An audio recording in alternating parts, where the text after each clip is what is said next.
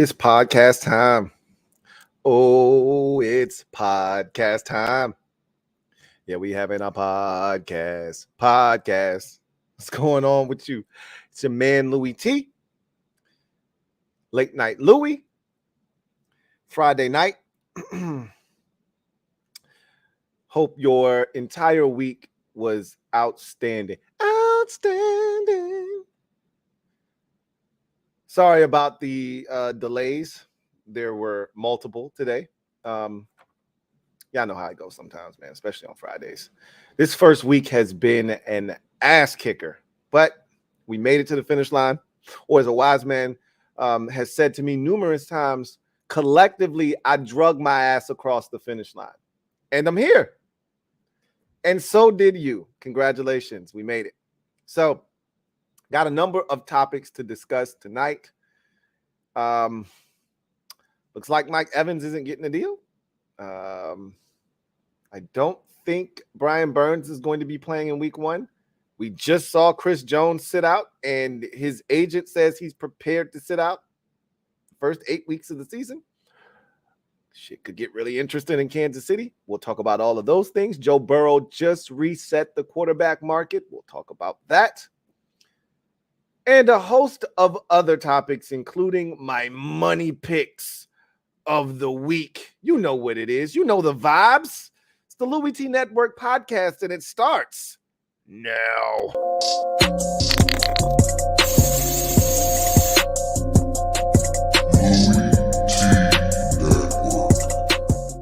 The Louie T Network is powered by MusicHead University. MusicHeads, classes in session. Turn me up. Enroll on YouTube now. Link is in the description. Who else could it be but me, your man, Louie T? Welcome to the 362nd installment of the Louie T Network podcast. I, of course, am your set man, Louie T. Thank you for joining me. I haven't watched 1 second of the FIBA basketball qualifying for the Olympics. But the U.S. lost today for the second time, this time to Germany, 113, 111, I believe the score was. They had lost earlier, maybe 2 games ago. I forget to who they lost to.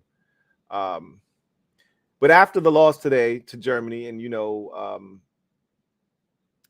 Steve Kerr said, this isn't the 1992 Dream Team.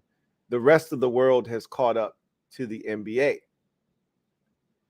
And I could only help but think about that statement. And when coaches say that, Pop had something to say like that, to something to that effect when they had lost in the Olympics a couple of years back. And my only retort to that is we're not sending our A-list team over there. We never do. When we sent our dream team over there in 92, we smoked the competition. When we sent Kobe, after we got our asses kicked, and then we sent the Redeem team over there with LeBron and Kobe and Dwayne Wade and all, we smoked the competition, okay? Trust and believe when I tell you, if we send the best that we have, nobody's touching the U.S. Just so we're clear, just so all the people out there that want to say that the rest of the world is caught up, they may have closed the gap. But when we say that the NBA has the best talent the world has to offer in the sport of basketball, we truly mean that. And if we send the best of the best across the pond for the Olympics, nobody's touching the U.S. Just so we're clear. I just felt like saying that. I know that has nothing to do with nothing. Anyway, how the hell are you guys doing on this beautiful Friday night? I don't know, but I know we had football last night. And boy, we had a time last night. So we'll get to that a little bit later on because there's still some leftovers in the fridge. I didn't know if you got a plate or not, but I definitely took a plate home with me last night. And there's some leftovers in the fridge. I'm going to go ahead and reheat. I'm going to go ahead and reheat that. And we're going to go ahead and get into those Thursday night leftovers. But we're going to do that a little bit later on, because before we do that, y'all know what we got to do. Don't act brand new. Y'all know what it is. It's time for the Gem Droppin Session. You already know. Let me drop this gem on your melon. Open your mind, let your conscience be free. You're now rolling with your man, Louie T-double-E. Let me open you up. Get you thinking a little bit. So, we talked last podcast episode about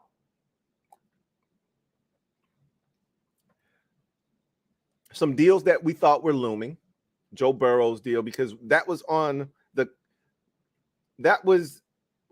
the heels of Nick Bosa getting that massive 5-year, $175 million deal from the San Francisco 49ers. 72% of it fully guaranteed. And so we said, Bosa's getting done, Burrow's getting done, Justin Jefferson is going to get done. So these were some of the deals that we were expecting. And then we said, hey, on the other end of the spectrum, all the way on the other end of the spectrum, where you don't want to be, is dudes looking to get paid, looking to get some extra bread. And you had on that end of the spectrum, Brian Burns, who's still currently holding out, Chris Jones, who already held out of week number 1 and plans on holding out until week 8, says that he and the Chiefs haven't spoken in over a week and a half. I've already talked about deadline spur action. There's no greater deadline than week 1 of the NFL. And if they're not speaking and haven't spoken in a week and a half, that train's not moving, at least not for now. Maybe if the Chiefs get walloped next week by Jacksonville and they give up 32 points and they can't stop a nosebleed next week, maybe they pick up the phone and start having dialogue with Chris Jones. But if Travis Kelce's back in the lineup next week, they scored 34 and they beat Jacksonville 34-20, that phone's not ringing. And he'll just show up in week 8 so he can get that accrued season. And they can be spiteful, and after end of the season, they could slap the franchise tag on him. So there's a lot more potentially to that saga, but he obviously isn't happy and isn't playing. And then you've got the Mike Evans situation, which I talked about last episode as well. And the Bucs have already made a decision. Like, Mike gave them an ultimatum. Hey, y'all got till Saturday to get me a new deal, or else we're not talking during the regular season. And really, I don't want to talk to y'all after the season either. I'm done with y'all. I want out. And the Bucs is like, that's cool. You can say whatever you want to say, but we got all the cards, bro. Because at the end of the day, if we don't want you to leave, we slap franchise tag on you. You don't got to sign it, but your ass ain't going nowhere, So we'll see what happens with that Buccaneers situation.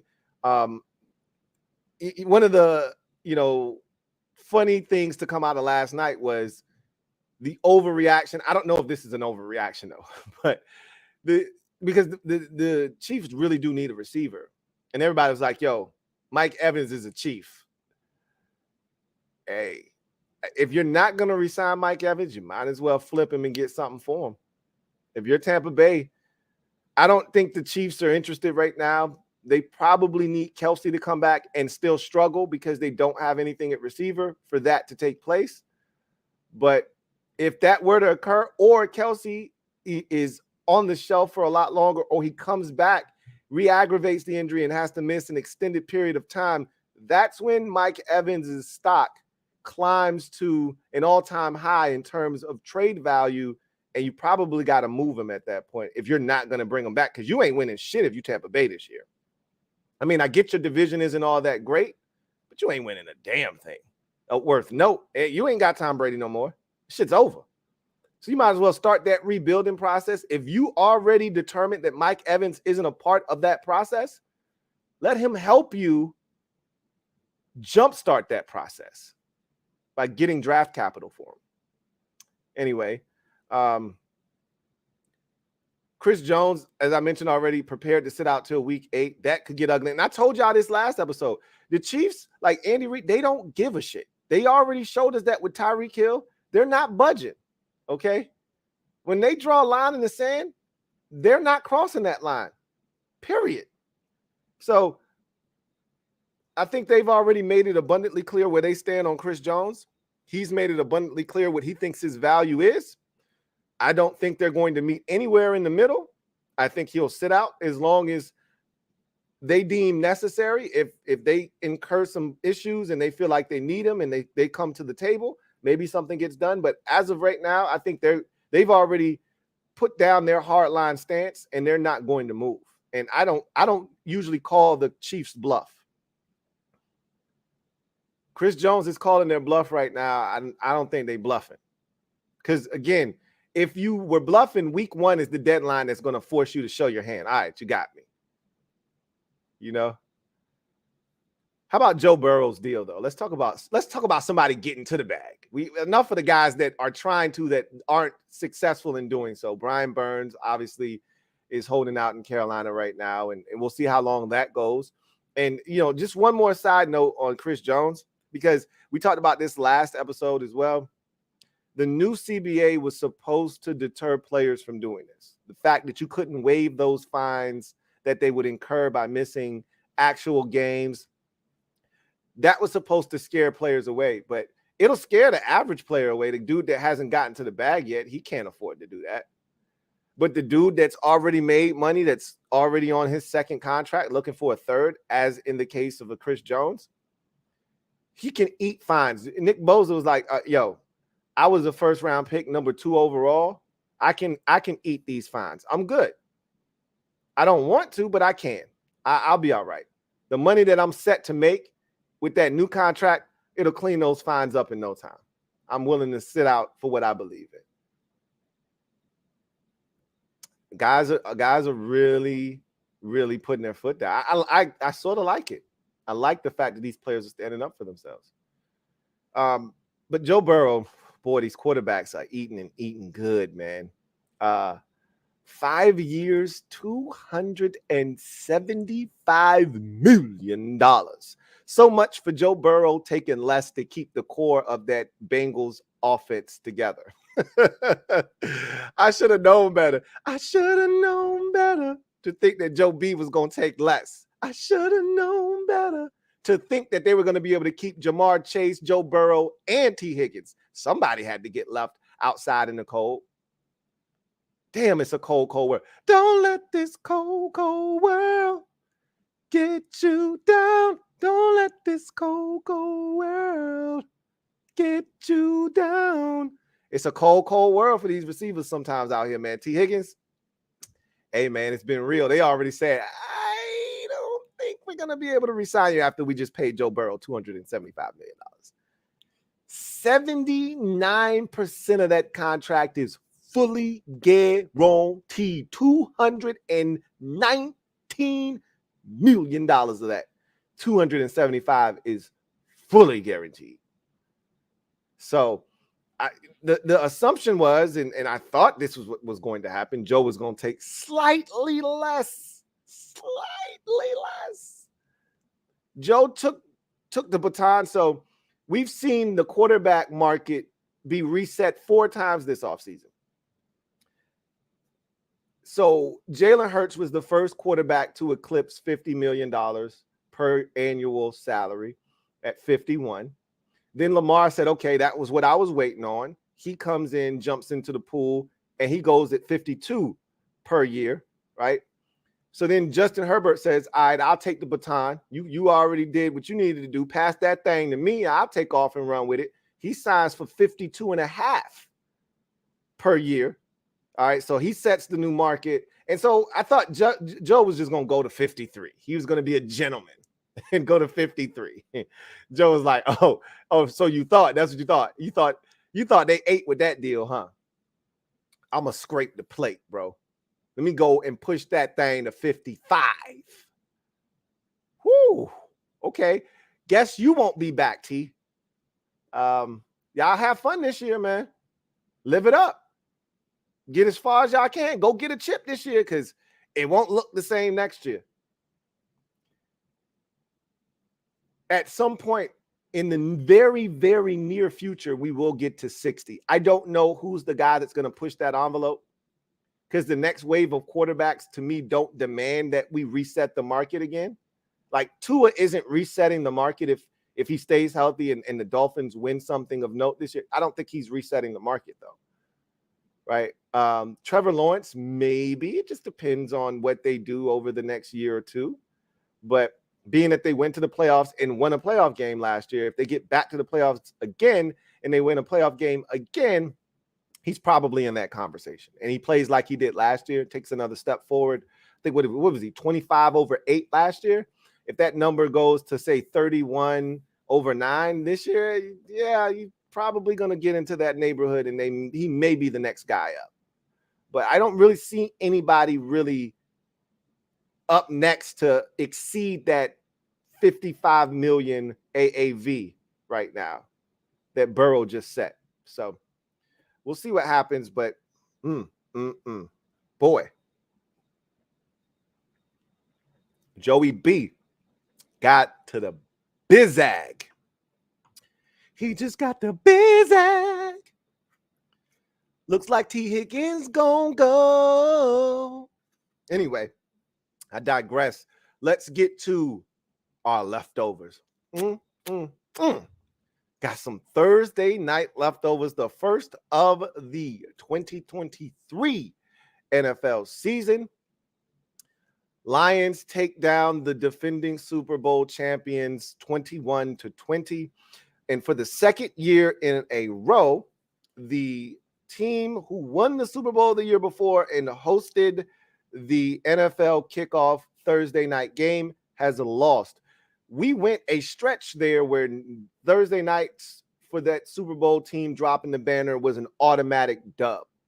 See, what the NFL used to do was they used to toss you an alley. They used to give you that fast break and, they'll throw you that nice little cupcake so you could get you a nice dub and keep it pushing. Now they starting to throw real opponents at you. Like they were dirty for what they did last year. Like the Chiefs should have won, against the Lions. That was a winnable game.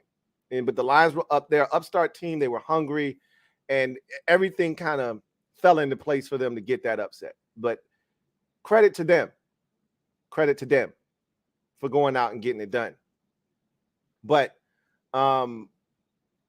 last year when the Rams were the Super Bowl defending champions and the schedule makers decided that it was a good idea to send Buffalo their way, I was like, yeah, that's some bullshit, man. Because they weren't even favored in that game. Everybody had Buffalo winning that game. Like, they weren't even favored at home as the defending Super Bowl champions. Like, that was some bullshit. That wasn't the case this year. But anyway. So while we were talking, I had my leftovers in the microwave. I can't speak for y'all.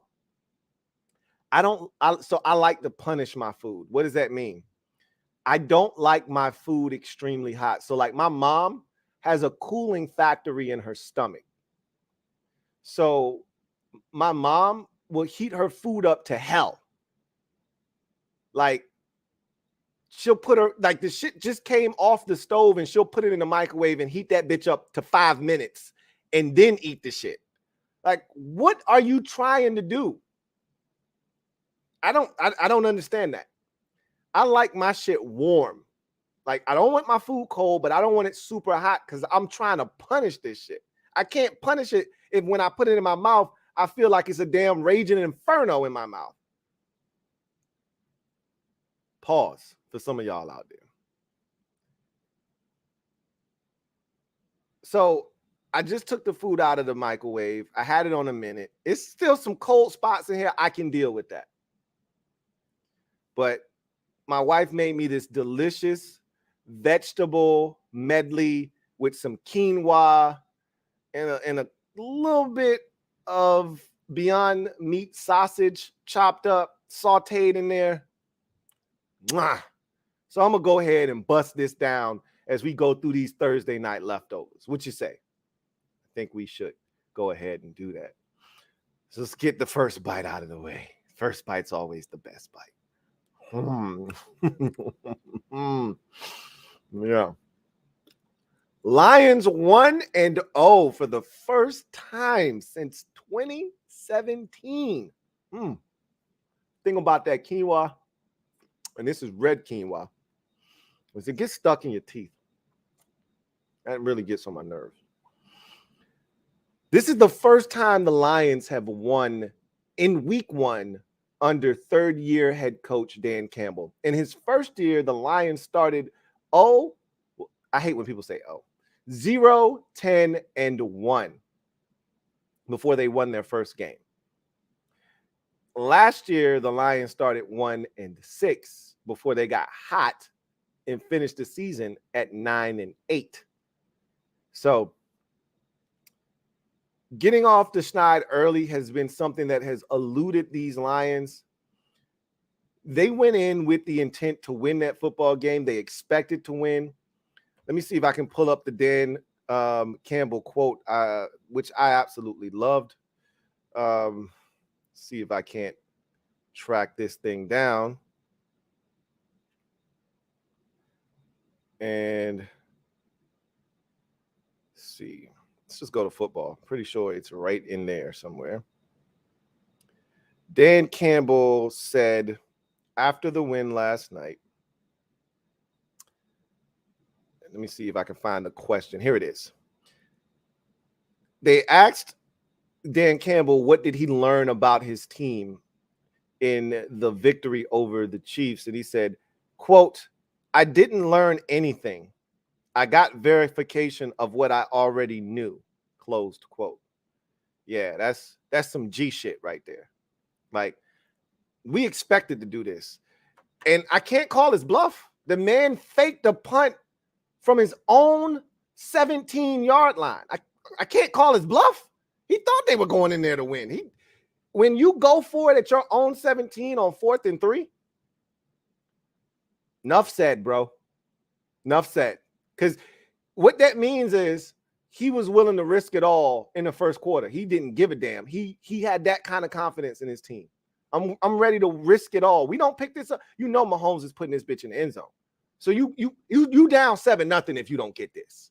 And he was like, yeah, I'm cool with that. So I didn't, again, and we talked about this last night. I didn't love the decision there to go for it. But what does that say to your team if you're willing to do that? Like, as a player, you got to love that shit. You got to say, hey, man, we got to make sure coach is right about this.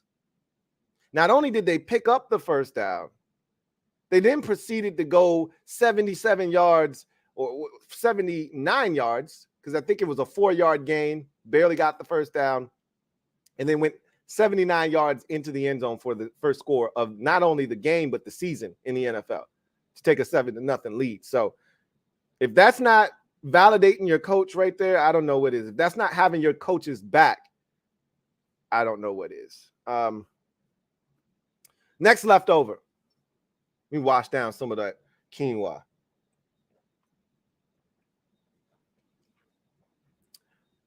Mahomes loses in week 1 for the first time in his career as a starter. Mahomes has one of the best September records you will find. 13-4 now after this loss. In the month of September, he is dominant, and so are the Chiefs. And on that note, the Chiefs lost for the first time in an opener since 2015. So you got to go all the way back 8 years ago.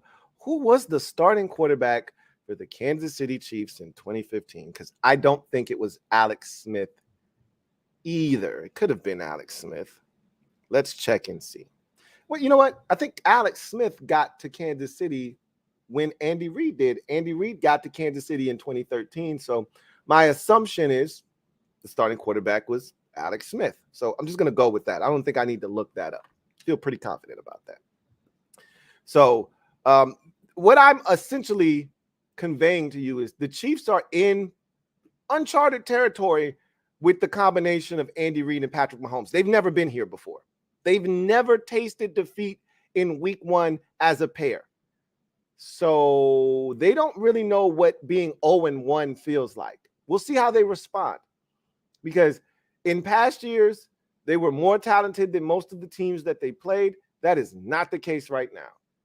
And without Chris Jones and with a compromised. Even if Travis Kelce is back next week, he's compromised. He's not 100% Travis Kelce that's breaking dudes off and getting open at will.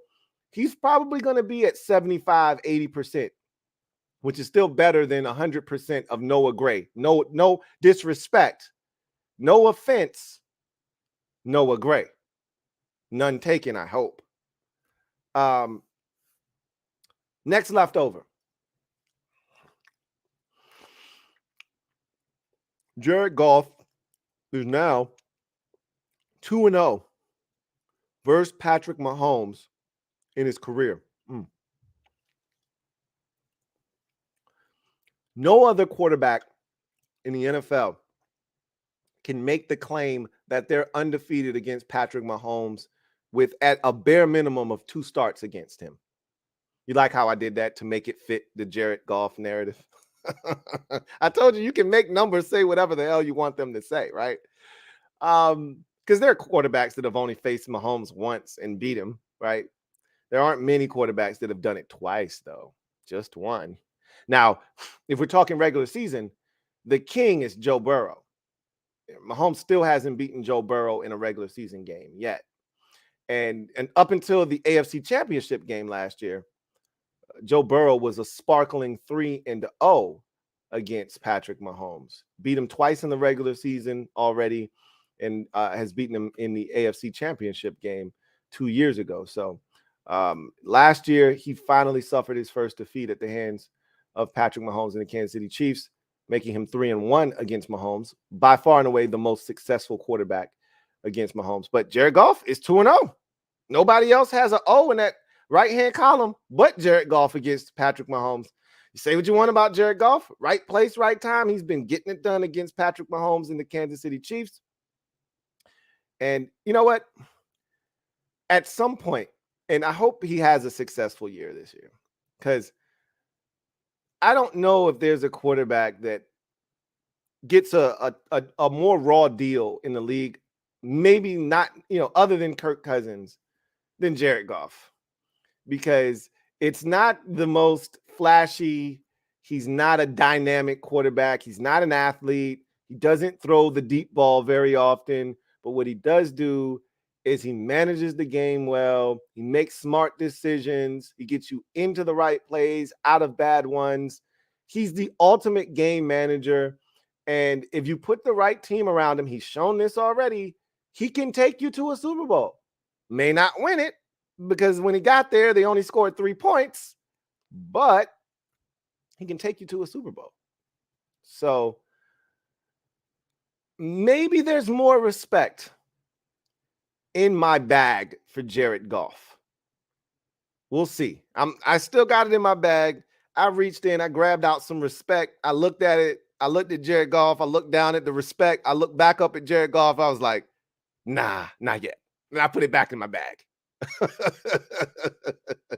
But the fact that I reached in my bag, pulled out respect, looked at it, looked at Jared Goff, looked back at my respect, looked back at Jared Goff, and I said, decision time. The fact that I even did that means that he's starting to do things that I didn't know he was capable of, or at least didn't think he was going to get an opportunity to do in Detroit.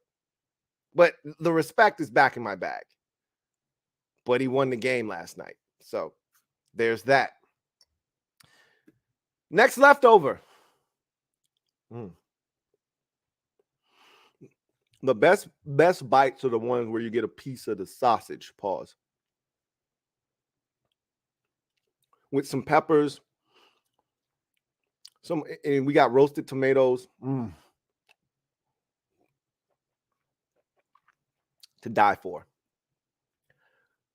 No Chiefs wide receiver had more than 3 catches. Let me say that one more time for those of you maybe a little hard of hearing in the back. No Chiefs wide receiver had more than 3 catches in the game. And the 2 guys that they were really expecting to step up, that they're looking at as like pseudo ones, they're definitely faux ones because they're not ones. Sky Moore and Kadarius Toney combined for 1 catch for 1 yard.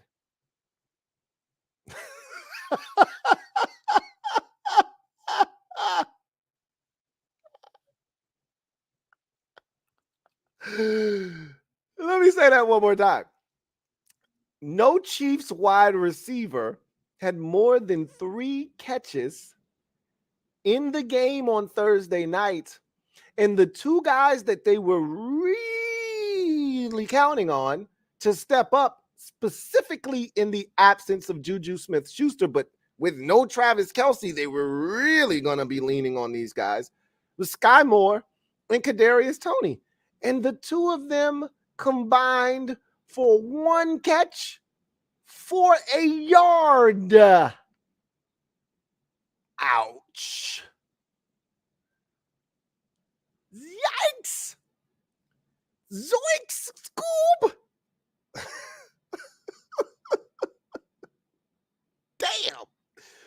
Damn.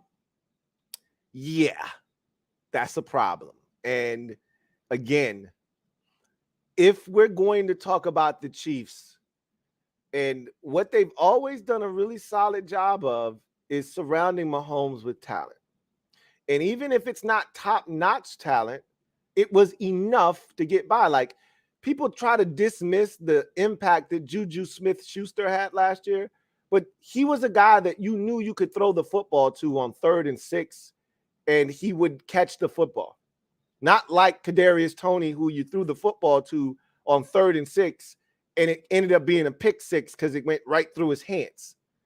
Like, there's something to be said about reliable receivers. That's what Tyreek Hill was. That's what Samuel Watkins was. That's what Juju Smith-Schuster was. They don't have a guy on the roster right now that's that.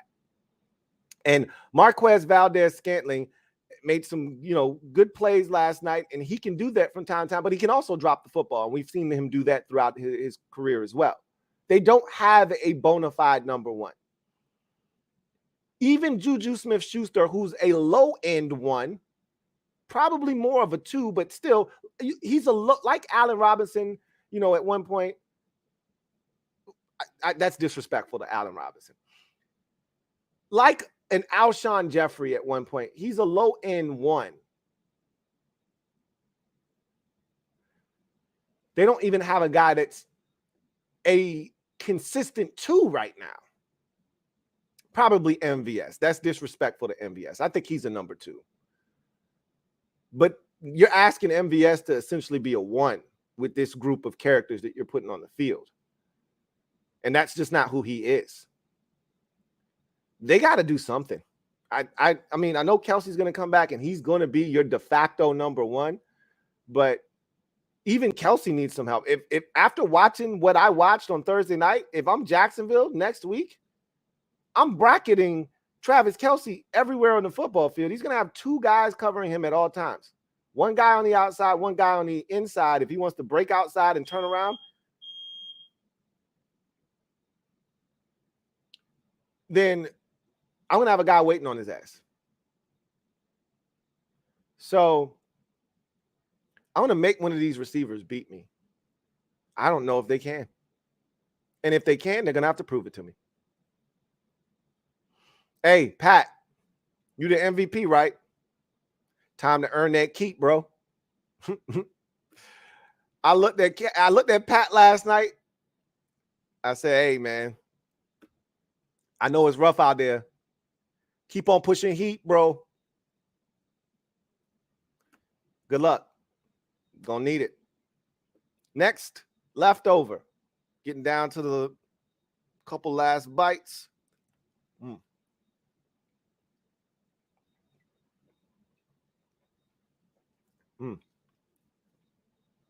Lions rookies were huge in their debut in the National Football League. The first 4 Lions rookies of an 8-player draft class were phenomenal last night. Each of them making some sort of impactful play or just making a dent in the game overall. Jahmyr Gibbs, who everybody walked away from the game being ultra impressed with. Again, that Dan Campbell quote applies to Jahmyr Gibbs for me, because you know how I felt about Jahmyr Gibbs. First of all, take it back to 2017 with Alvin Kamara, and I told anybody that, listen, that's a first-round running back right there. And nobody was listening to me then. But I said, that's a first-round running back there, folks. And I told anybody that would listen, Jahmyr Gibbs is Alvin Kamara 2.0 with legit game-breaking speed, which Alvin Kamara doesn't possess. So I wasn't surprised by anything. I didn't learn anything about Jahmyr Gibbs. I got verification of what I already knew. 9 touches, 60 yards, doesn't even begin to tell the story about what he's going to be for that offense. There was one play, they threw like a little swing screen to him, and he catches that thing, and he gets going up the field, and he starts running at top speed, and I'm like, oh shit, somebody better touch this dude, because if he hits a seam, he's ghost. He's going to be a problem. Whether he's running it, he's catching it, good luck. You're going to need it. How about Jack Campbell, the other first-round pick? You know, people scoffed at that pick when the Lions made it. Both of these picks, as a matter of fact, both of these first-rounders, people scoffed at them. You don't take a first-round running back. He's not Bijan Robinson. What are you doing? Huh. Jack Campbell? I had a second-round grade on him. What are you taking him in the first round for? Huh. Well, Jack Campbell made a hell of a play. And, you know, in the grand scheme of things, the Chiefs are one of those rhythmic offenses where they get into a rhythm. You saw it at the end of the first half. That's a great example, right? Really weren't doing anything. They hadn't scored in 2 or 3 possessions, kind of going through this offensive lull. And then, boom, one big play. Mahomes hits another play, and then another play, and they're in the end zone. Just like that. It doesn't take much. They just need to get a rhythm. They just need to get one completion for a first down, and they can get it jump-started. And they were trying to do that early stages of the third quarter. And Jack Campbell drops into coverage. And he's dropping, and he's getting depth. And then he feels a dig route coming from the opposite side of the field. He stops, he turns, he pivots, he dives, and he knocks it away. That completion could have jump-started that drive, and next thing you know, 4 plays later, the Chiefs are in the end zone, and it's a different game. Instead, he knocks it away. The next play is a knockdown, and then the next play after that is a pick 6, and the game's tied at 14. That's a huge-ass play. That was a nice 18-yard gain over the middle of the field, and Jack Campbell said, not on my watch. How about Sam Laporta? We talk about all these tight ends in this deep tight end draft class that was in 2023, right? So many guys. Michael Mayer and it's my guy that went to Green Bay from Oregon State. Can't think of his name. The Bills drafted one from Utah. I mean, there were so many of these dudes. And the guy that kind of got lost in the sauce was Sam Laporta out of Iowa. But if there's ever been, Notre Dame's right there, but if there's, of recent note, if there's ever been a tight end factory, it's Iowa.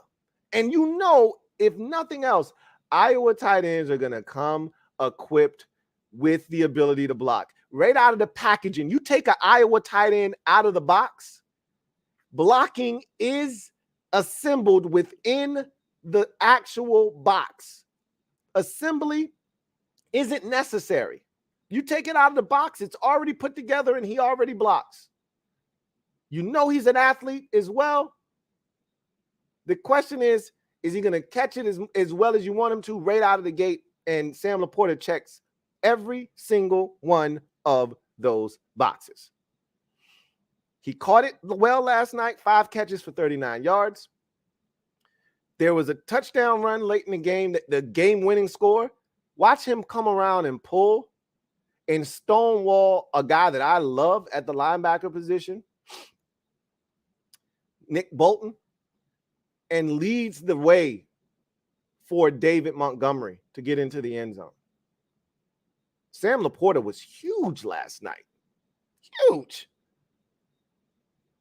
And then last but not least, of course, Brian Branch.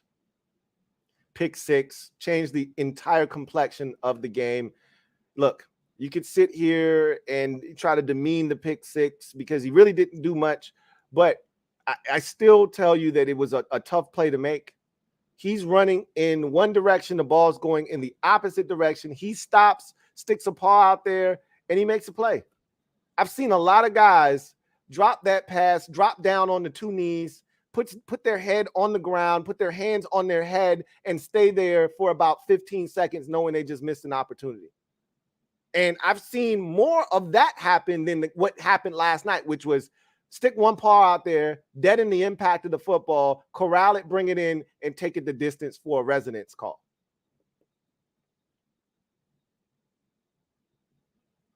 So you can say what you want about that play.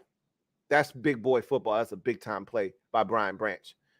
4 draft picks in the first 2 rounds, all delivering huge dividends in week number 1. That is exactly what you're looking for out of your draft class when you spend first and second round draft capital on players. Immediate impact right now, right out of the gate, right out of the packaging. I open up the box, batteries are included. All I do is hit the on switch and I get instant production. That's what you're looking for out of your first and second round draft picks. Job well done, Detroit. And then last, Thursday night leftover.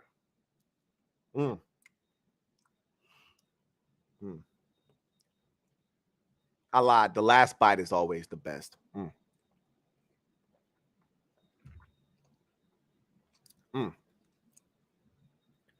Thank you, Red Wing 01, Dalton Kincaid, and Luke Musgrave. Those were the 2 tight ends I was trying to think of.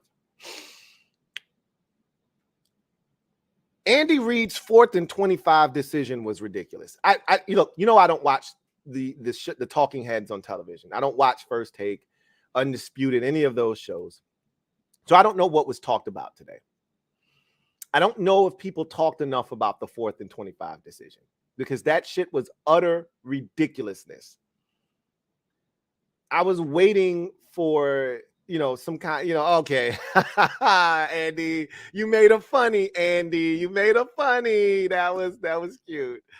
All right, where's the punter? All right, stop playing. Where's the punter? Why is Patrick Mahomes still on the field?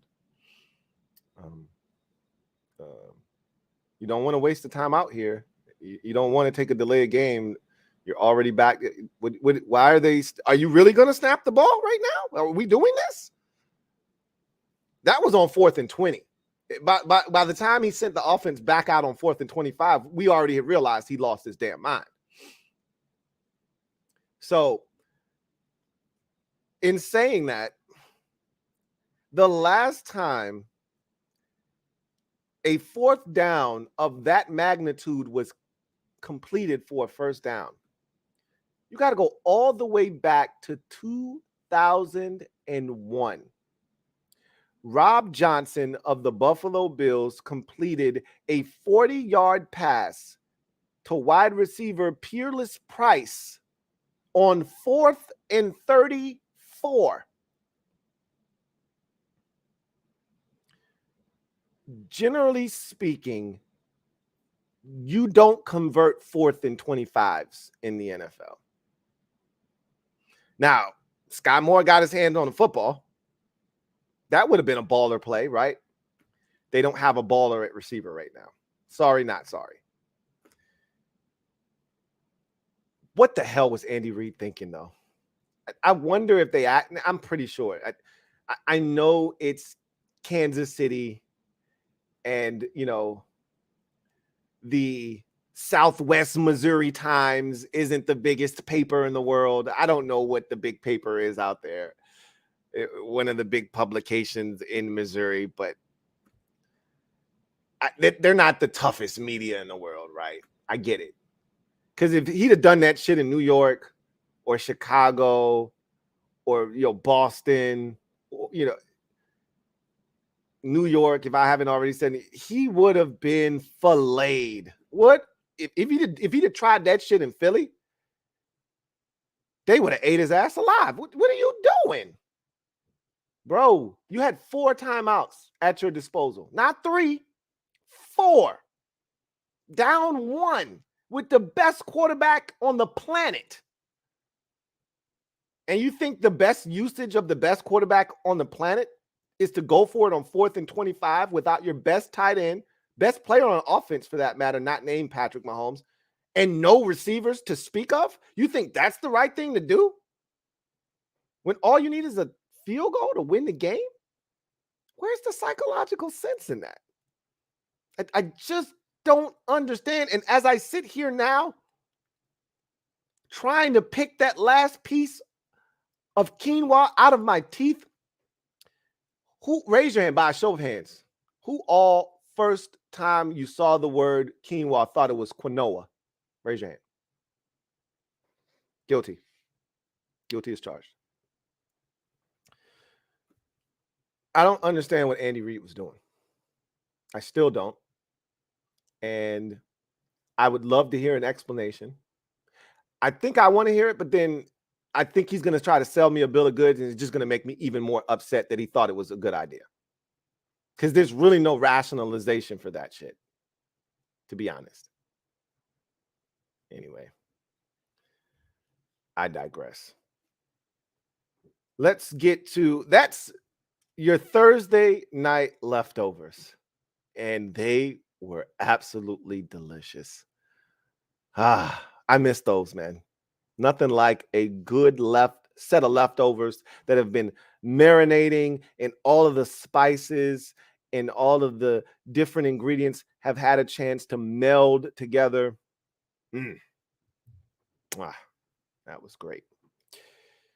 All right, let's wrap this puppy up with my first edition of my money picks of the week. Money, money, yeah, yeah. Money, money, yeah, yeah. Let's get it. So I got money picks for y'all, man. Y'all know what it is. I left some money on the table last night because I definitely didn't win the game last night. I told y'all on Wednesday, I told you that the Chiefs were on upset alert. Did I not? And I said, I will not be surprised if they lose the game. I'm not going to be surprised at all, especially if Kelsey can't go. And I knew that they weren't going to be able to stop the run effectively. They weren't terrible against the run for the vast majority of the night. But when they needed a stop late in the game, including the touchdown drive and then the subsequent drive at the end after Andy Reid lost his damn mind and went for it on 4th and 25, when they needed a stop to get the football back, they could not do it.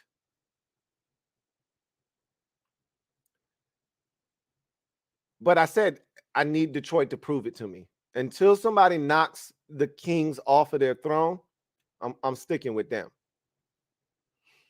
But as I said earlier, credit to them. Credit to them for being up to the task and challenge of knocking off the Chiefs on banner night in their stadium. Credit to them. Credit to them. Let's get to these money picks of the week. So I'm 0-1. No fret. I'm not tripping. It happens. I don't like losing on Thursday night. Doesn't get me off to a great start. Doesn't send me into the weekend feeling good about myself. I feel good. Yeah. I feel good. I don't, though. I don't, because I'm 0-1. But I can turn it around. It may be dark right now, but there could be some sunshine sunshine to brighten up my day. So here we go. We start in Ohio, the battle for Ohio. Cincinnati Bengals at the Cleveland Browns. AFC North family business. You love it when you get it in week one, man. It's always nice when you just get some family business right out of the gate. Nothing like it. Burrow is back. Fresh off of this new 5-year, $275 million contract. Smelling like new money. Yeah, you know he about to go out there and make that Cleveland defense look funny. Now, I will say this. They've had their struggles with Cleveland on the road. Remember last year on Halloween, on a Monday night, with Jacoby Brissett at quarterback, Burrow and company failed to go in there and get it done. I think Jamar Chase was a little banged up. I don't care. They lost that game. And correct me if I'm wrong, and I don't know the actual factuals with this, so don't quote me here. I can't confirm nor deny this, but you can. Feel free. I don't think Joe Burrow has a winning record against Cleveland in his career. I could be wrong about that. I think he's either, so what year of Burrow are we in? We're in year 4 now. We're going into year 4. So he would have played the Browns at this point either 5 or 6 times, depending on when he played the Browns in his rookie season. Remember, he got hurt, missed the second half of his rookie season. If he had already played the Browns twice, then it's 6. If he had only played them once, it's 5. If he had not played them at all yet, then it's 4. My guess is he had already played them once in that rookie season, but didn't play them a second time. So I'm going to say it's 5. I'm going to say they probably lost the first time they played them because they sucked. Cleveland or Cincinnati sucked his rookie season. And I'm going to say that he split each of the last 2 years with Cleveland. So I'm going to say he's 2-3 against the Browns. That's my guess. I could be wrong. He could be 3-2. He's no better than 3-2, though. I don't know what his record is. I don't care. He's going to win this game. I haven't yet to see Deshaun Watson prove to me that he's worth the 5-year, $230 million fully guaranteed contract that the Browns anteed up, in addition to 79 first-round draft picks, seconds, and thirds to get him. I need to see some action. You know what I'm about. I'm about that action, boss. I haven't seen it from Deshaun Watson. And last year, I gave him a pass because we knew after having not played football for essentially 2 years, he wasn't going to just show up, throw the old Deshaun Watson, Houston Texans Superman cape on, and perform at a high level for the Browns. It's a different offense. He hadn't played football in a long time. He had to adjust to his surroundings. I expected the struggle. He's had a full off season. All of that controversy is behind him. They've surrounded him with some talent now. That Browns offensive line and run game are as good as it gets in the NFL. They're up there with the Philadelphias and, the 49ers and some of those other teams in the league, the Titans who love to run the football with a powerful offensive line. These Lions that we saw last night, they're right up there with them. He's got everything he needs at his disposal, and yet I still doubt him. Make me a believer again, Deshaun. I'm not buying what you're selling, though. I believe in Joe Burrow, and I'm going with Cincinnati in week 1. I could regret that, but I'm taking the Bengals in week 1. Houston at Baltimore. This is a very, very chic soul survivor pick for many. CJ Stroud making his first career NFL start on the road against the vaunted Baltimore Ravens. You've got a first-year head coach in DeMeco Ryans. What could go right? Everything's expected to go wrong in this game. What I'm telling you is it's going to be a lot of you out there who pick Baltimore in the survivor pool sweating this bitch out in week 1. Because the Ravens elected to not play their starters in the preseason on offense at all. They're acting as if Greg Roman is still calling the offense. They've been in this same system for 5 years. They know this thing front and back, and they're ready to go at the drop of a hat. what they fail to understand is they need reps, or as a wise man once told me, time on task. Okay? They need time on task. And you don't get that in practice enough because you're not able to replicate real time on task in a practice setting. Sorry, not sorry. So while I love this newfound confidence in Lamar Jackson, and they're going to open up the off, and they've surrounded him with weapons, Rashad Bateman and Zay Flowers and Odell Beckham Jr. Shame on you if you step to the old dirty Beckham. Went out and got Nelson Aguilar. You know they got Mark Andrews. You know they love the young kid that they drafted last year at the tight end position, Isaiah Likely. You know they got stuff. Plenty of it. They got this offensive system that's supposed to be centered around Lamar Jackson and tailored to him showing off and showcasing his ability to throw the football. Okay. All right. Let's see what it looks like. I think that Texans defense is not to be trifled with. I'm not telling you that they're lights out and they're just going to show up and DeMeco Ryans is going to have the second coming of the San Francisco 49ers defense from last year. But I'm going to tell you right now, they ain't laying down. All right? And them boys are hungry. They physical. They fly around. And they going to play some ball. And that shit's going to be a lot closer than you think. Now, the Ravens are going to – I said all of that shit to tell you that the Ravens are going to win the game. But it's not going to be easy. And a lot of you who pick Baltimore are going to be sitting there in the fourth quarter like, what the hell are y'all doing? They're going to pull away late. And you're going to be comfortable by the time we get to about the 6-minute mark of the fourth quarter. But at the 11-minute mark of the fourth quarter, you're going to be sitting there saying, come on, Baltimore, stop playing with me, man. That thing's going to be like 17-10 or 17-13. And you're going to be sitting there like, yo, what the F, bro? By the time it's all said and done, it'll be 27-13 or, 24-13, and they'll put them away and they'll win comfortably. But you're going to be sweating there with about 11 minutes to go in the fourth quarter. I got Baltimore winning that football game, though. It's not going to be easy, though. Not as easy as some of you think. The only way that thing gets out of control is if C.J. Stroud shows his ass in his first career start in the NFL. He goes out there and he forgets what color jersey he's supposed to be throwing the football to, or he's holding that bitch too long and he gets sacked and he's fumbling all over the place because he refuses to run. That could change the tenor of the game. But if he doesn't turn it over, they're going to be right in that thing to the end. Tampa Bay at Minnesota. This is an interesting game because I don't know what the Vikings are going to be. I know that offense is going to be dangerous, though. And that's what I'm banking on. I don't know what the hell Tampa's going to be, but I just look at them and I don't think they can score enough. And I think they are conservative by nature because of their head coach, Todd Bowles. So Minnesota's at home.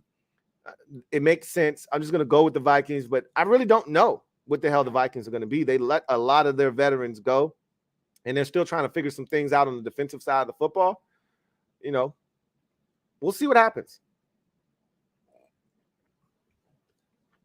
I expect the Vikings to win this game, though. I mean, Minnesota.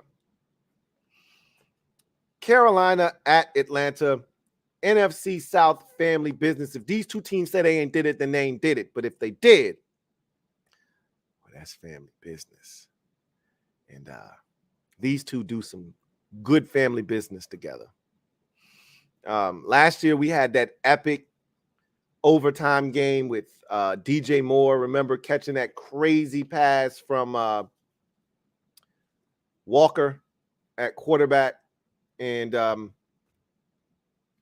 him taking his helmet off, letting everybody know I'm that dude, getting a 15-yard penalty. Their kicker, I think it was Eddie Piñeiro. I'm not sure if it was him or not. I hate charging things to people's accounts that it may not belong on. And, it's nothing worse than getting your monthly statement and looking up and seeing some shit on there that doesn't belong there. So I don't like charging things to people's accounts that it doesn't belong on. But I feel like I can swipe the card and put that. You ever seen the Trav videos? No. Put that on his tab. You know who that is? Huh? You know who that is? It's Killer Cam.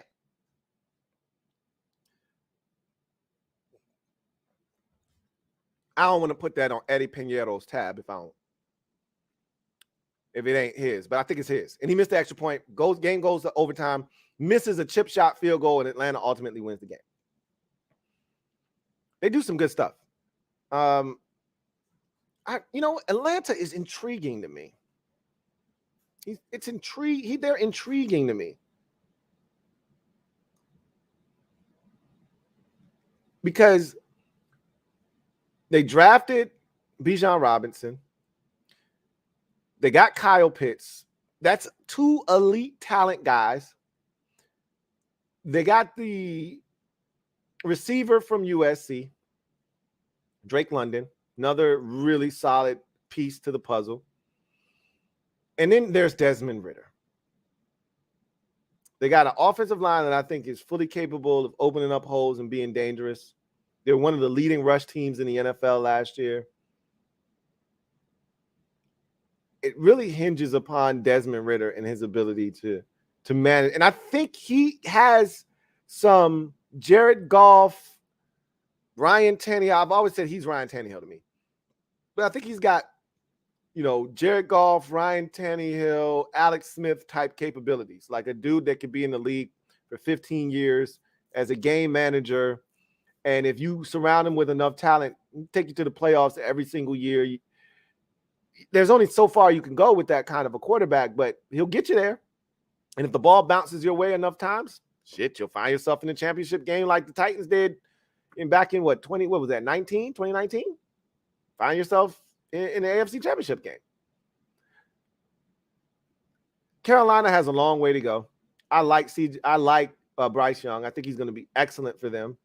No, as we talked about already, Brian Burns for them more likely than not. He is the emotional leader of that defense and the best player on that defense by far. And I don't think Bryce Young has any real targets to get the football to. We knew that was going to be an issue when they traded away DJ Moore. And we saw a little bit of that in the preseason, guys not being able to separate and get open consistently. I think the Falcons are able to win this game, but I wouldn't be shocked if Carolina beat them in this game. But I'm going to go with the home team. Give me the Atlanta Falcons. Arizona Cardinals at the Washington Commanders. I've already talked about this game, but I'll talk about it again. I've already given my prediction, so I don't have to, save it for my show. I've already done my show. This, to me, this is another one. This is the game. This is the preeminent Soul Survivor pool game. 75 to 80% of the pool is on Washington to get the win. If they don't win, there are going to be a lot of pissed off people who are out of the Survivor pool in week 1. I don't see that happening.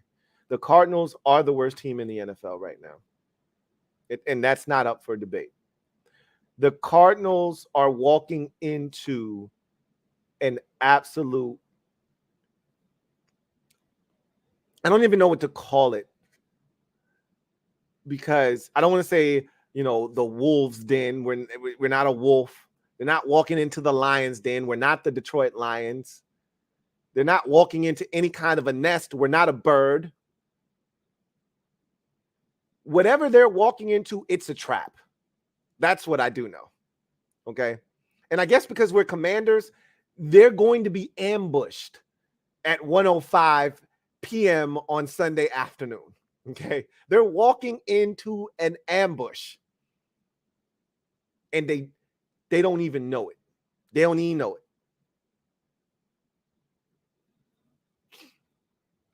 It's a sellout crowd for the first time in a long time. And it's pretty much all Commanders fans. We got a quarterback. We got an offensive coordinator. We got a defense. I don't want to say there's no weaknesses. I'm not LB. I'm not going to sit here and tell you that we don't have any weaknesses, because we do. The question is, can the Arizona Cardinals exploit those weaknesses? I'm not sure that they can. We'll see. Time will tell. But they've got plenty of weaknesses, and I know we can exploit those. I know we can exploit those. I expect this to be Bubba Sparks-like. Ugly. It's going to get ugly in here. Oh, in here. Oh, in here. Oh. That one should get ugly. Quick, fast, and in a hurry. Give me the Commanders in that one. Jaguars at the Indianapolis Colts. More family business, please. More family business, please. Indianapolis has had a time with Jacksonville. Now, most of the struggles have come in Jacksonville, but Jacksonville has also had success in their opportunities to win in Indy. Jacksonville is the better team right now. They're favored to win the AFC South, having done so a season ago and winning a playoff game. But the last time we saw a team that was young with an upstart quarterback, feeling really good about themselves, who had won a playoff game and then lost in a close, hotly contested game against Kansas City, in which Patrick Mahomes got hurt, the next year they flamed out and sucked ass. You see what I just did there? I took some shit that has nothing to do with Jacksonville and made it all about Jacksonville. That's hard to do. That's when you know I'm in my bag. Yeah, I'm talking about Cleveland a couple years ago. And these teams look similar. Doug Peterson in his first year coming in there, changing the culture, winning a playoff game, going to Arrowhead and almost winning with an injured Patrick Mahomes. Does this sound familiar to you? Year one, Kevin Stefanski wins Coach of the Year, goes to Pittsburgh. He wasn't even there for that game. They win on the road. Go the next week to Arrowhead. Mahomes gets hurt. Chad Henne. Don't blame it on the Henne. Goes in and saves the day. And they win the game. Does that sound familiar to you? Next year, the Browns suck ass. Baker Mayfield is banged up and they stink. That has nothing to do with Jacksonville. But you see how I made it feel like it had something to do with them? Give me Jacksonville in this game to win. The Colts are starting their rookie quarterback, Anthony Richardson. He can be dynamic, but he's also going to make some mistakes. And Jacksonville's going to win this game. Give me the Jags. San Francisco at Pittsburgh. This, to me, is the game of the day. Now, the game that night with the Dallas Cowboys and the New York Giants is going to be a dandy. But the game of the day is right here in Pittsburgh. This is the one I will be locked in for this one. I hope, I pray, and I know what CBS is going to do because they don't like me, you know. They're going to give me Baltimore, Houston. I don't want it. I want Pittsburgh and San Francisco. No worries. I have Sunday ticket. So I will have Pittsburgh and San Francisco on one of my monitors. No worries. But I would love to have them on the big screen instead of splitting the screen with four other teams and sharing. I would love for them to have an isolated screen right next to Washington and Arizona. I won't get that chance. I know. However, I will be watching this game very attentively because San Francisco just read up with Nick Bosa. He's rearing to go, chomping at the bit. They got Brock Purdy. He couldn't do any wrong last year until his elbow, essentially got ripped to shreds, and he couldn't throw the football in the NFC Championship game. It reminds me of so much of what Jimmy Garoppolo was that first year. Even though the 49ers sucked, it's a different set of circumstances. He won every single game his first year, came back the next year, got hurt in like week 3, and his season was done. I'm not saying that's what's going to happen to Brock Purdy, but I want to see him do it again. That's always my thing. Jalen Hurts almost won the MVP. Okay, cool. Do it again. Brock Purdy dominating the league, didn't lose a regular season game, won in the playoffs, got to the NFC Championship game. Do it again. Do it. Do it. Meanwhile, Kenny Pickett is over here picking apart NFL defenses. I get it. I know. Louie T, chill, bro. Chill. It's the preseason, God. I get it. However, nobody looks sharper in the preseason than Kenny mother effing Pickett. Kenny Two Gloves. That's what they call him. I already told you that the Georgia kid looks like a bona fide star number 1 wide receiver. He's acting up. He is acting a fool right now. Then you throw in the ultimate number 2 in Deontay Johnson, sprinkle in a little bit of Pat Freiermuth, and then you take that cherry of Harris and you just boop, drop it on the top. You put that ferocious, physical, nasty defense on the other side that's going to slow down that run game of the 49ers with TJ Watt and Minkah Fitzpatrick and company and Cole Holcomb. Yeah, buddy. That's going to be a good one. Give me the Steelers at home. Yes, sirree. Give me the Steelers to take care of business in week 1. That's going to be a marquee matchup for me.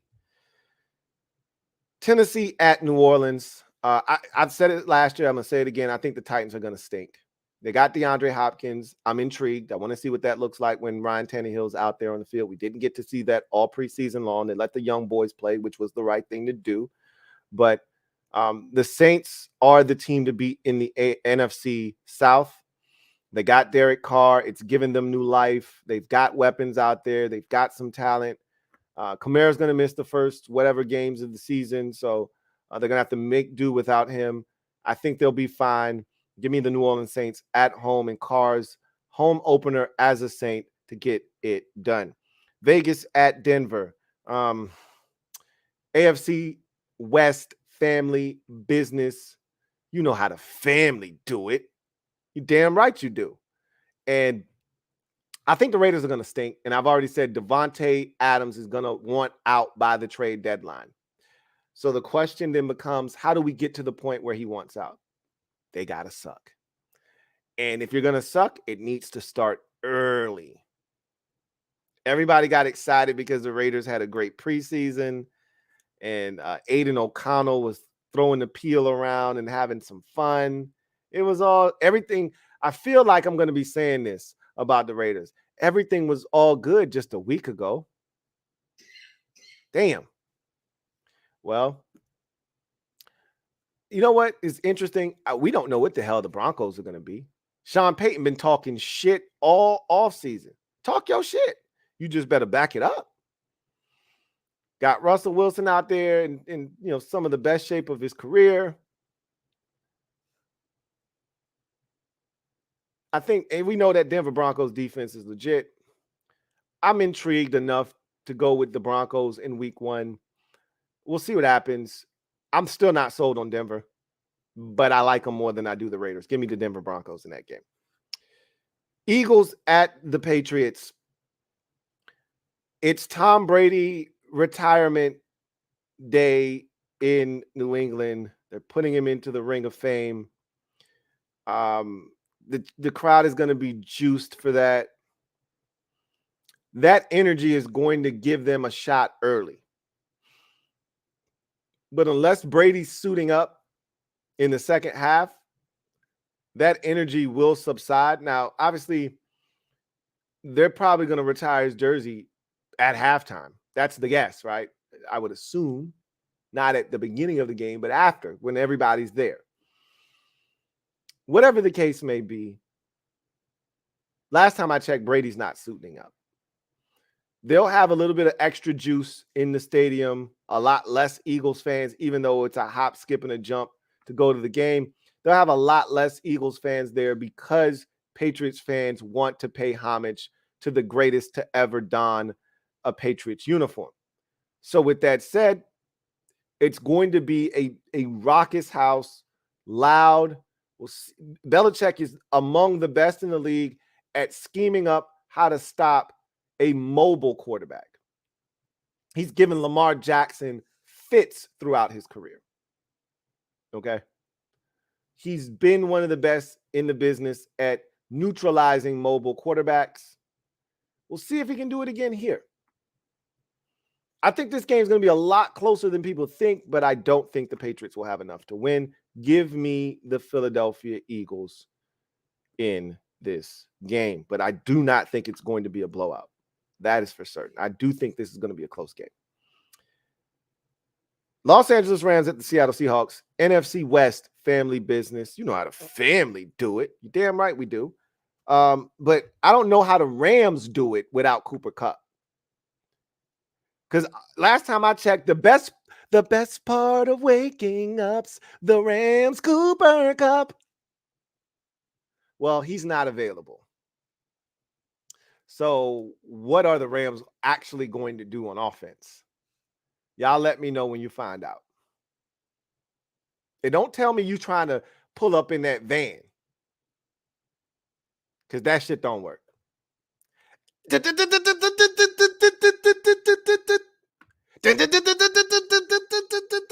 van don't work. I tried to turn that bitch over a couple of times. I even gave it a little bit of gas. That van don't drive. Not without Cooper Kupp, it don't. I'll take the Seahawks in this game to start the season off 1-0. Dolphins at the Chargers. This is an intriguing game, if I may say so myself. We saw this game on Sunday Night Football last season. Chargers prevailed at home. Week 1, Tyreek Hill, Jalen Waddle, and company going to be dangerous. First year of Kellen Moore as the offensive coordinator with the Los Angeles Chargers. Justin Herbert finally has all of his weapons healthy. They added another receiver. Josh Palmer stepped up last year. Not to mention Keenan Allen is back. Mike Williams is back and healthy. They drafted the Johnston kid out of TCU. They're feeling really good about what they can do offensively. And you still have Austin Eckler. Don't forget about him. This is a toughie. When in doubt, go with the home team. I like Herbert. I like the Chargers. I like that offense. I think they're a playoff team. You want to be a playoff team, you have to beat other teams that look like playoff teams at home. Give me the Chargers. Green Bay at Chicago, the Bears. NFC North family business. If these two teams say they ain't did it, then they ain't did it. But if they did, you know the rest. This is a really good week 1 matchup because the NFC North is wide open. We already saw what the Lions are doing over here. Vikings got a layup. All they got to do is put it in the cup. All right. All they got to do is finish. It's going to be a little bit of contact at the rim. They just got to finish. All right. Put it up off the glass nice and easy. And they should get them a dub. Somebody here is leaving with one in the right-hand column, though. Whether it's the right-hand column or it's the far right-hand column, somebody's leaving here with something in the right-hand column. Right? Everybody's on the Bears train with Justin Fields and DJ Moore coming over. And they got all this stuff. Yeah, Fields is going to break out this year. And then I watched him in the preseason. I was like, what is this shit? I can't get jiggy with this shit. You lied to me. You mother suckers. You lied. This shit is trash. I don't think Justin Fields has gotten better as a passer. I don't think he's gotten better in the pocket. I'm just looking at him and I'm saying, what now? You going to keep throwing tunnel screens to DJ Moore? You're going to keep running for 64-yard touchdowns? Because we saw that shit last year and you still lost football games. That shit didn't work. I mean, hey, if that's what you got to do what you do, man. But unless guys are wide-ass open, Fields just ain't finding them. They got to be Ohio State College wide open. That shit don't happen in the NFL very often. And their offensive coordinator, not the best right now. Now it's first time on the job. What did we just talk about? Time on task. He's never done this before as the primary play caller. So he needs time on task. They don't have time in Chicago. They need Justin Fields to look like a finished product this season. This is a big game, man. You want to win the division? You want to be in that conversation? You want to try to make the playoffs? You got to beat Jordan Love and the Green Bay Packers at home. You had them on the ropes last year with Aaron Rodgers, and you let them off the mother effing hook.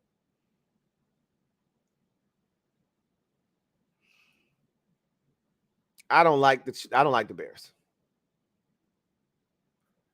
I don't love the Packers, but I like them in this matchup. Give me the Green Bay Packers to win this game. Jordan Love, I thought, looked really solid in the preseason, and I think they've got a chance to go into Lambeau, do the things that they need to do, and come out victorious. I don't think it's going to be pretty by any stretch of the imagination, but I think it's going to be good enough to get the win. Give me the Green Bay Packers. And finally, Sunday Night Football. We'll leave the Monday night game for Monday's podcast. Monday Night Football. Or excuse me, Sunday Night Football.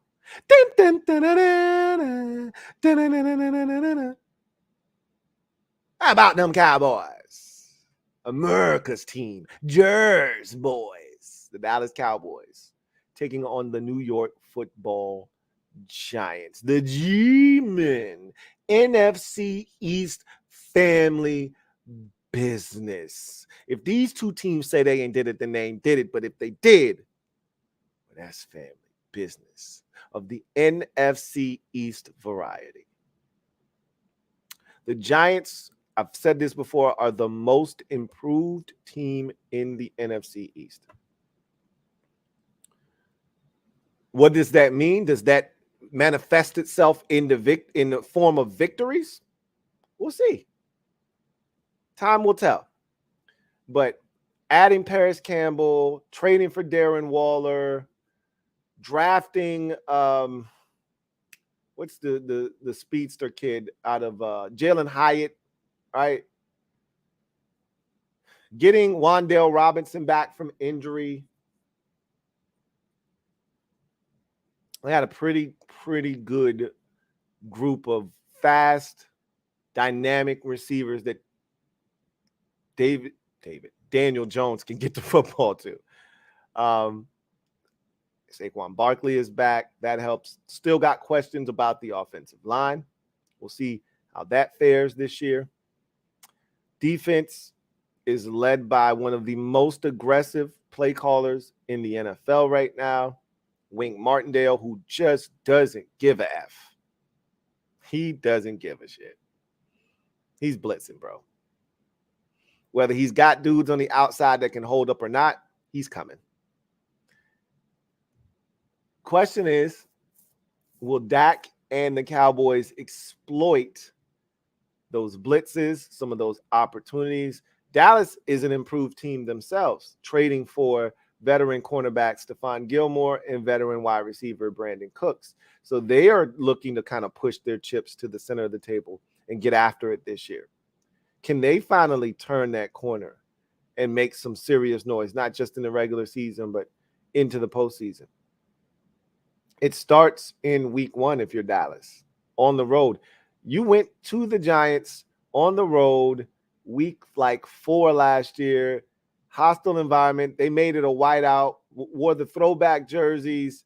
You went in there and you pressured Daniel Jones 13 or 14 times in that game. He was running for his life. with Cooper Rush at quarterback, you came out of there victorious. I don't think that's going to happen this time.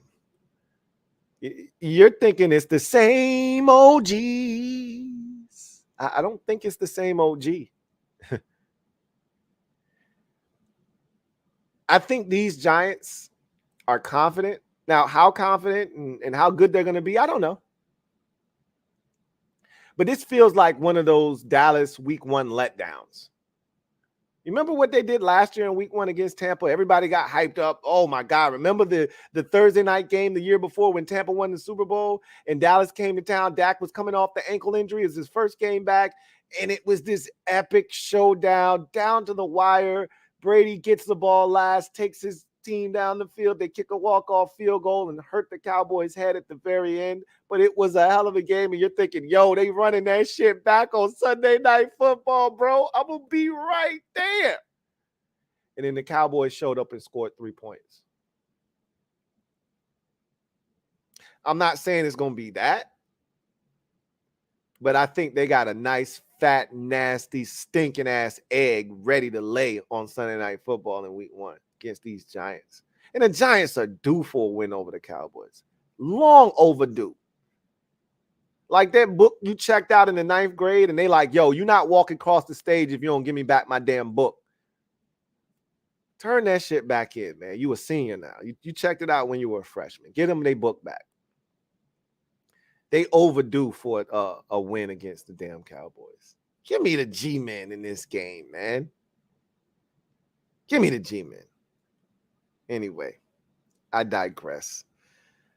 Those are my money picks of the week. I need them to come through for the kid because I'm already 0-1, so I got some ground to make up. But I feel really, really good about what I just did. So anyway, I digress. That's going to do it for me, your man, Louie T. Hold on. I got some supers. I got a couple. I want to leave without reading these. Reedy Davis, thank you for the super chat. Greatly appreciate you. Thank you for being a member of the MOBB. Reedy Davis writes, Lou, time for EB to show he was running KC, and that's why they lost. Let's go, Commanders. I told y'all last night, I'm not going to start that.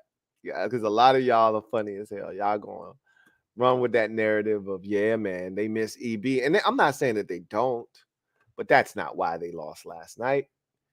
They lost because of Kadarius Toney. They lost because there was no Travis Kelce. They lost because there was no Chris Jones. They lost because Mahomes wasn't Mahomes-esque.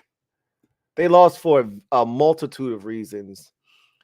Not having Eric Bieniemy on the sidelines, somewhere in there, but it's down the list, maybe 6 or 7 items before you get to that.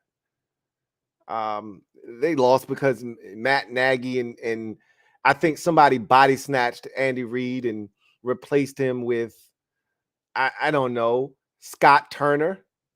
And they decided that jet sweep on short yardage situations was the way to go.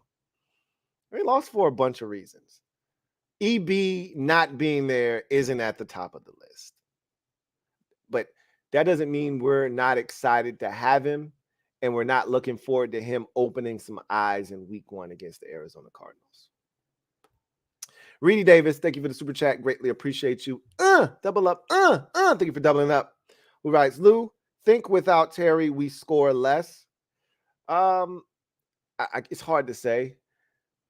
To me, the answer is yes. I'm biased. I love Terry, and I don't think the offense is as dynamic without him. But I think Jahan would have no issue stepping into that number 1 role and doing work.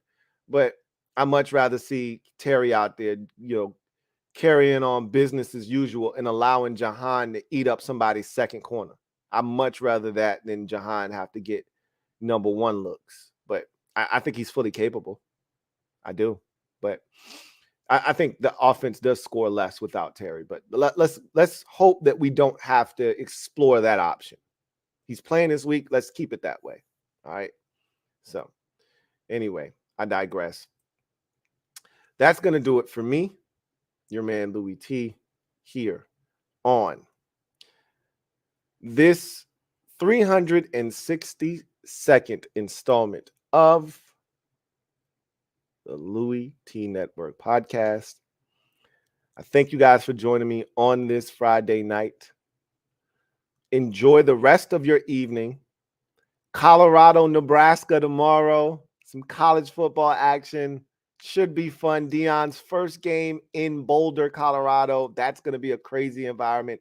All eyes will be on Colorado again to see if they can run it back and do what they did last week. Not everybody. A lot of people are hoping that Deion and Shedeur Sanders fail this week. I want nothing more for them boys to go out there, destroy Nebraska, and then just look at the camera and smile and go, and what? Anyway, I digress. Enjoy the weekend. You know what it is on Sunday. I'll see you guys then. Have a great weekend. Bart Scott can't wait. Enjoy. LouieTeeNetwork.